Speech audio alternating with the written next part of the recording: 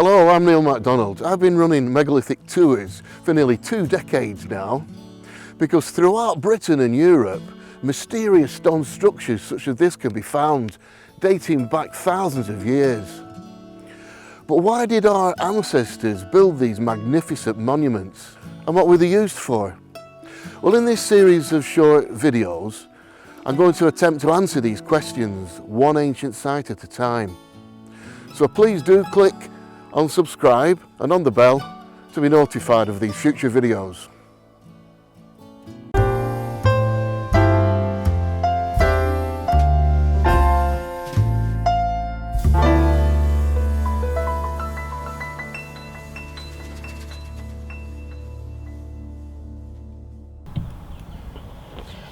So for this episode of Megalithic Shorts, we're at a little known stone circle and complex. There are 2 stone circles here.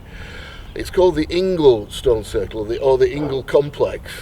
It's of uncertain age, but it's a fascinating site.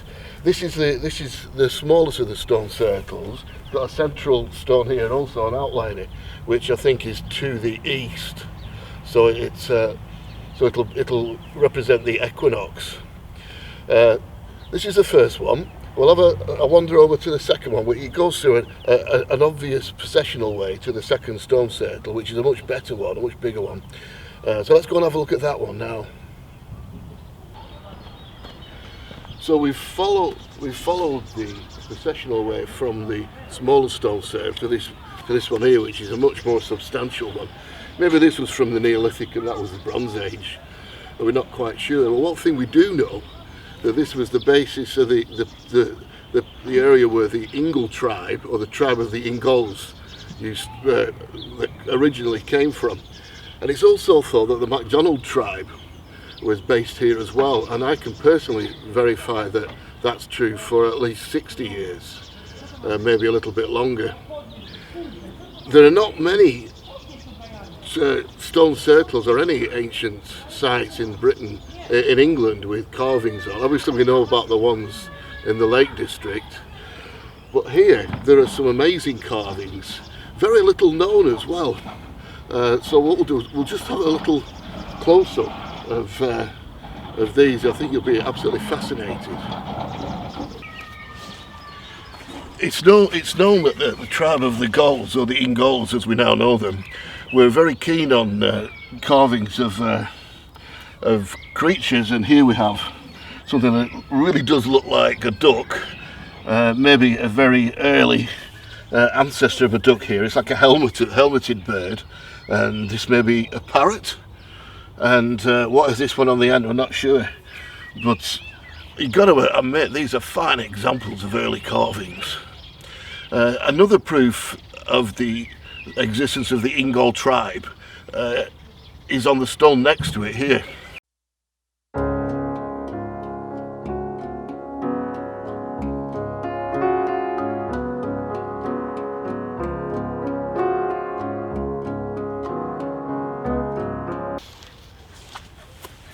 There are a couple of examples of very early carvings here. This seems to be an ancient Ogham text.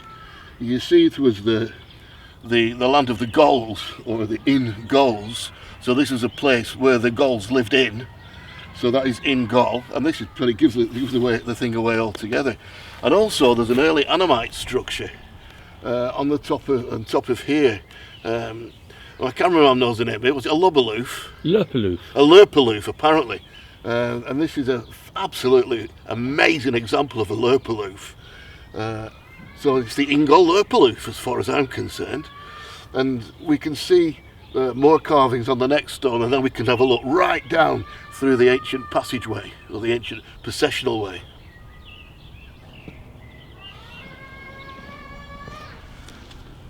So this little creature is my favourite. It's absolutely wonderful, isn't it? It's obviously a type of bird, and it has the ancient scripts say dip above it. So we think it's the dip bird, or maybe it's something you have to be dippy to believe in. It is absolutely a wonderful example of it. And also here there's a picture of an ancient direwolf, which they say was in the Ingol forests. They used to be hunted by the McDonald tribe, and this is another amazing example of it. This is a wonderful stone circle, and I don't know why more people don't come to see it, especially in early spring like night today. So we're right at the end of the processional way. We've gone from what could have been the Bronze Age circle through the main Ingol circle, and now at the end we can see another example. Now this shows the multi-use of the site over the ages, and this is probably an Iron Age piping system. Now I remember this as a member of the McDonald tribe, and I used to walk over this when I was a child, even though I was always told not to. But it was a lot higher then.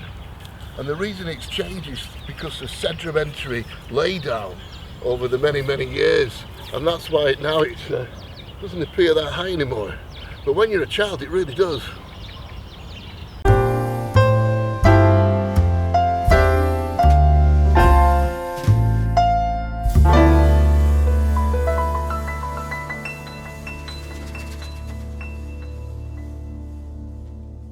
On top of the stone here, there's what must be a very early prehistoric creature. It's